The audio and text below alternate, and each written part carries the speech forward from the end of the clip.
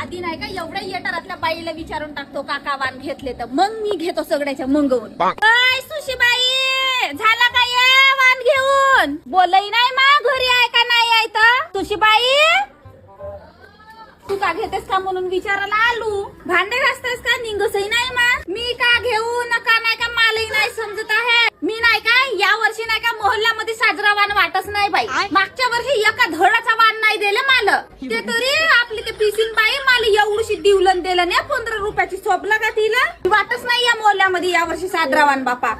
आई मला वाण घेऊ दे व. अगं कहाचा वाण वाटतेस गे का? लहान राहिलीस का? एवढी मोठी घोडमा झालीस तरी.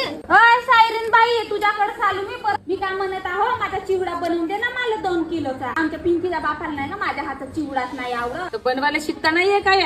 जाऊ दे चिवडा नाही का माझी सासूच बनवून टाकली या वर्षी. वाण का घेतलीस तर? मोठ्याला जर्मनचे गंज घेतला. हो मला बोलवशील नाही का वाणाला? बोलवीन आहेत रुमाली देईन घेतल्या. बापा जर्मनचे भांडे घेतलीस ना का तर मला रुमाली वाटतेस तर? तूच मोठा साजरा देतेस का आणते मला वाण निर्म्याचे पुढे देतेस. बाई मला गरीब परिस्थितीनुसार वाण वाटायला लागते. तुमच्यासारखे बाई तुमचे नवरे तुम्हाला साजरा वाण घेऊन देतात. आमचा बेवडा तर म्हणते काहाचा वाण हो म्हणते वाणही नको वाटू म्हणते मला. तरी राव म्हणतो पुढे घेतो निर्म्याचे. या वर्षी विचार करतो भांडे घासाच्या साबणी घेईन म्हणतो.